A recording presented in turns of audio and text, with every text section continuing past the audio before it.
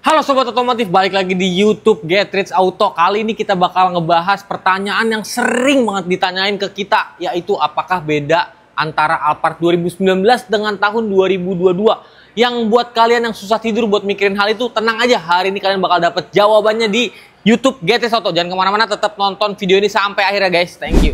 Ya guys, ini kita akan membahas perbedaan antara Alphard 2019 dengan 2022. Kalau kalian lihat sekilas dari bentukan luarnya, ini tuh sama aja, nggak ada bedanya sama sekali. Detail per detail itu sama semua. Karena yang membedakan adalah dari fitur-fitur yang ditambahkan pada tahun 2020 ke atas guys. Jadi untuk 2020 ke bawah memang sedikit ada perbedaan. Oke, sebelum kita bahas lebih detail perbedaannya, kita pengen kasih tahu dulu kalau Alphard itu sebenarnya punya 4 generasi. Dimulai dari tahun 2022. Nanti editor tolong munculin ya. Dari generasi pertama, generasi kedua, generasi ketiga, sampai generasi terbaru yang sekarang ini generasi keempat guys. Dari pertama itu muncul awal tahun di 2002 pertama kali Toyota Alphard lahir, sampai sekarang di 2024 adalah generasi keempatnya. Yang kita punya ini di belakang ini masuk dalam generasi ketiga, di mana dilengkapi dengan varian mesin 2.5L dan juga ada yang varian 3.5L V6. Itu yang dimana kalau setahu gue nggak masuk resmi ke Indonesia ya. Yang masuk resmi ke Indonesia yang ini nih, tipe G ATPM tipe 2.5L untuk kapasitas mesinnya. Artinya 2.500 liter buat kapasitas mesin mobil kedua ini ya. Dan dua-duanya juga dilengkapi dengan mesin yang sama karena di generasi yang sama. Lanjut lagi untuk generasi ketiga ini mengalami beberapa kali perubahan model ya, penyesuaian. Mulai dari bentuk eksterior mengalami perubahan sampai ke bentuk sampai ke fitur-fiturnya juga mengalami perubahan yang cukup mendasar dan juga penting sih. Toyota ini memang amat-amat cerdas dan memperhatikan keselamatan dari para penumpangnya karena tambahan-tambahan fitur yang nanti akan gue jelasin ya guys. Dimulai dulu dari perubahan pertamanya. Pertama itu Alphard generasi ketiga muncul tuh dengan muka yang tidak seperti ini. Awal kemunculan generasi ketiga itu pada tahun 2015 dengan bentuk grill yang cenderung lebih memipih ke depan dan juga bentuknya lebih padat gitu loh. Kalau ini kan sedikit lebih melebar untuk grillnya. Namun di tahun 2017 itu sedikit lebih merapat dan juga grillnya tidak sepanjang ini ke bawahnya. Lalu juga perubahan di bagian bodi belakang. Yang bodi belakang versi sebelumnya 2015 itu bentuknya cenderung lebih simple dan gak banyak aksen-aksen yang ditambahkan di generasi tersebut. Tapi untuk perubahan yang terjadi pada awal tahun 2018, perubahan bentuk, itu ditambahkan lagi bentuk bodi belakangnya menjadi lebih klimis dan elegan banget. Bedanya di situ untuk eksterior. Dan untuk unit yang kita bahas di belakang ini 2019 dan 2022 benar-benar sama sekali, nggak ada beda untuk eksterior. Maupun dari tampak depan, samping, belakang, atas, sampai ke sasis masih sama semua. Yang membedakannya hanyalah, sebelum kita itu, lalu ada lagi perubahannya itu di 2020. Nah, ini untuk 2022 sudah mengalami perubahan. Perubahannya adalah di fitur keselamatan. Toyota menambahkan fitur keselamatan pada tahun 2020 berupa Toyota Safety Sense yang bertujuan untuk melindungi para penumpangnya dari amit-amit terjadi laka lantas. Karena di 2020 ke atas sudah lengkap banget pokoknya fiturnya. Dia tuh udah ada fitur PCS, P ya, bukan P ya, PCS. Lalu ada fitur auto high beam juga, terus juga fitur keselamatannya ada lane departure all red, jadi dia bisa menyelaraskan sama marka jalan buat di jalannya. Terus juga ada adaptive cruise control yang dimana itu sinkron sama Toyota Safety Sense sendiri ya. Dia bisa menggunakan fitur adaptive cruise control itu gasnya otomatis, tapi bisa ngikutin sama pergerakan kendaraan di depan kalian gitu loh, kurang lebih kayak gitu ya. Dia juga bisa punya fitur untuk menghindari objek yang ada di depannya. Jadi kalau misalkan tiba-tiba ada objek yang melintas, itu otomatis dia akan ngerem sendiri. Canggihnya dari Toyota Safety Sense. Sementara untuk 2019 belum dibekali itu, tapi sudah dibekali dengan 7 SRS airbag. Di 2022 SRS airbag tidak dihilangkan sama sekali. Tetap ada juga. Masa sama aja bohong dong kalau dia nambahin TSS tapi airbagnya dihilangin. Kocak. Dan di 2019 ini hanya penyempurnaan lah, istilahnya penyempurnaan dari generasi yang sebelumnya yang udah lahir gitu. Untuk bagian interiornya juga ada perubahan tipis, nanti kita spill ya. Kita liatin ke interiornya apa aja yang berubah. Sebelumnya kita unjukin dulu untuk bagian eksterior generasi ketiga ini kayak gini nih guys.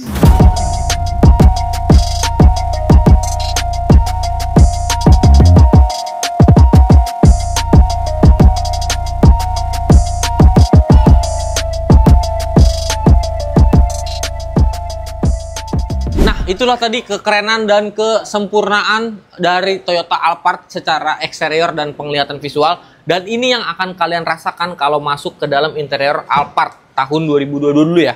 Nah, sekalian kita bahas perbedaan antara 2019 dan 2022. Nih, langsung disambut sama pegangan. Jadi kita effortless banget buat naik ke dalam Alphard generasi ketiga ini ya guys.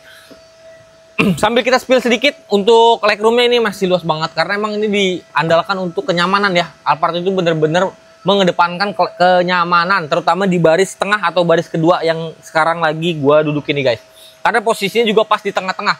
Ini menurut logika gua aja ya, kenapa ini diprioritaskan banget, karena memang posisinya di tengah-tengah dari sasis. Jadi kalau ada goncangan ataupun ada melewati gundukan, itu tuh bener-bener nggak kerasa banget kalau di tengah sini. Bener-bener super duper nyaman. Lu tidur di sini nih bisa puas banget, bener kayak tidur di kasur biasa. Terus juga generasi ketiga ini tuh dibandingkan sama yang 2017 setahu gua ini udah ada heaternya. Kalau yang 2017 itu seingat gua belum sih, tapi koreksi kalau gua salah ya. Teman-teman boleh tulis di kolom komentar juga pendapatnya antara generasi 2017 atau generasi-generasi sebelumnya ya, yang pernah kalian rasain dengan apa aja kelebihannya. Bisa tulis di kolom komentar buat jadi testimoni juga orang-orang yang pada mau beli Alphard lainnya. Di sini juga udah dapat heater. Terus juga kespesialannya lagi ada lampu baca yang bisa dioperasionalin dari sini juga. Terus ada leg rest juga di sebelah sini. Untuk pergerakan recline dan ininya elektrik, cuman untuk maju mundurnya masih manual. Itu sampai generasi terbaru kalau nggak salah masih deh. Sampai 2023 iya ya. Ini masih manual kayak gini nih, masih pakai pegas. Nah, terus yang membedakannya ada apa sih Bang dari generasi 2019, 2018, 2017 dengan 2020 ke atas yang sudah pakai TSS untuk bagian interior? Bedanya itu adalah di roof monitor sini. Nanti kameramen gue bakal kasih lihat detailnya ya. Perbedaannya adalah di beda ukurannya.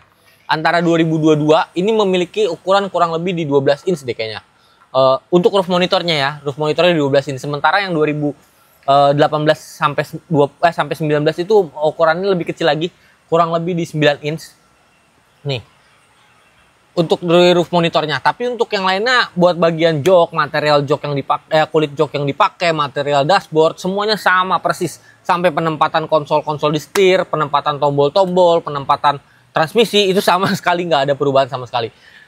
Yang membedakan keduanya adalah lagi-lagi di bagian monitor juga, di bagian monitor depan. Yuk kita ke monitor depan sambil lihat interior bagian depannya. Kali ini kita yang sebelah ini aja nih, 2019 ini.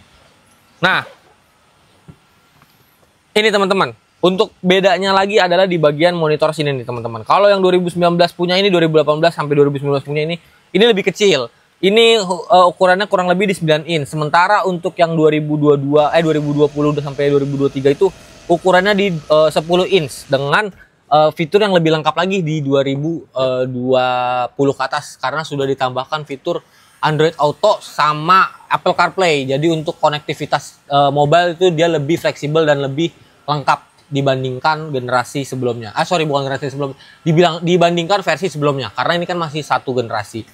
Yang tadi gue bilang dari penempatannya masih sama banget. Cruise control juga sebenarnya udah ada dari tahun 2018, 2017 pun udah ada. Cuman dia belum adaptif. Jadi dia penyesuaian kecepatannya masih berdasarkan mekanik. Kalau itu dia sudah bisa menyesuaikan sendiri berdasarkan sensor yang ditanamkan di mobil tersebut guys. Canggih banget nggak tuh? Penempatannya juga masih sama. Cruise controlnya masih ada di bawah sini nih. Buat teman-teman yang belum pernah masuk ke interior Alphard. Nah, bangku pengemudinya kayak gini visionnya lah kurang lebih. Di sini ada cruise control, ada yang buat ngatur monitor head unit. Terus juga pengaturan kendaraan bisa dari sini juga. Transmisinya juga di sini.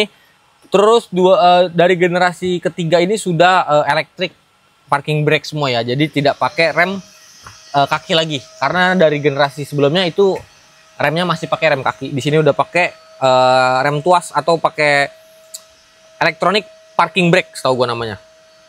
Ada auto hold juga, ada start stop juga, stop and go.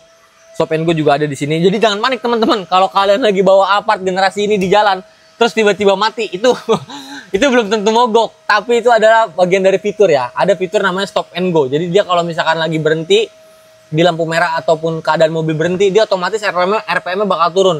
Mobil mesin bakalan mati. Itu sebenarnya sih dari Toyota mengklaim fungsinya untuk menghemat bahan bakar. Cuman kalau kalian risih itu bisa dimatiin kok, tenang aja. Nah, kurang lebih begitulah untuk interior, bedanya cuman di titik itu aja. Selebihnya sama. Jadi teman-teman tinggal pilih aja kebutuhan masing-masing. Kalau misalkan kalian memang rasa Toyota Safety Sense belum tentu perlu untuk keseharian kalian di Alphard, ya kalian ngambil yang tahun 2018 atau 2019 ya. Atau kalian kalau mau yang agak lebih murah atau pricey lagi bisa ambil yang di tahun 2017, 2015, 2016. Karena itu pun masuk ke generasi ketiga juga ya teman-teman. Cuman beda bentuk eksteriornya aja. Tapi kalau teman-teman mikir bawa Alphard mobil mewah tapi kayaknya kalau nggak aman percuma deh. Ya silakan ambil teman-teman yang tahun 2020 ke atas. Teman-teman bisa ambil di Getrich Auto ya. Jangan lupa ambil Alphardnya di Getrich Auto. Teman-teman kalau mau ngambil yang 2020 ke atas boleh. 2021 juga udah ada fitur itu juga. Sampai 2023, NIK 2023 generasi yang ini pun masih ada. Nggak ada perubahan atau pengurangan fitur apapun. Tinggal kalian timbang-timbang aja. Nah, teman-teman ini yang kalian paling tanyakan juga ya, untuk harganya sendiri itu berapa sih? Kalau untuk tahun 2017 itu 2015 sampai 2017 itu kisaran 500-an sampai 600 jutaan lah, tergantung kondisi lah. Sampai ada 700 jutaan juga tergantung kondisi. Untuk yang 2018 sampai 2019 itu 800 sampai 900 jutaan. Untuk yang 2020 sampai 2023 berarti otomatis ya, itu kisaran harganya di 900 jutaan sampai harga 1,2 juga masih ada yang jual loh sekarang. Untuk unit yang ada di Getrich, harga detailnya boleh langsung japri aja. Kita kasih harga terbaik dan termanis buat kalian. Buat paket DP-nya rata-rata Alphard di sini kita kasih DP 10 juta aja. Angsurannya mulai dari 23 jutaan sampai dengan 5 sampai dengan 6 tahun untuk masa tenornya ya, paling lama di 6 tahun. Oke teman-teman, buat yang mau lagi nyari Alphard atau mau janjian dulu cek unit, boleh langsung hubungin nomor yang ada di deskripsi ataupun yang tertera di video berikut ini. Mau janjian dulu boleh, mau ngecek datanya dulu juga boleh, mau langsung ke sini nanti langsung cari Raka boleh. Terserah teman-teman, senyamannya aja. Raka standby 24 jam. Kalau misalkan di WhatsApp balasnya agak lama, langsung telepon aja. Kalau enggak, samperin aja ke rumah ya, nggak apa-apa kok. Jangan lupa teman-teman like, share, subscribe video ini. Kalau kalian suka sama video ini, tulis juga komen di bawah. Mas kasih masukan apa yang kurang dari gua, karena manusia nggak ada yang sempurna. Wajar lah, manusia bukan nabi boy. Pamit dulu ya, undur diri. Jangan lupa nonton video Getrich Auto yang lainnya. Thank you so much.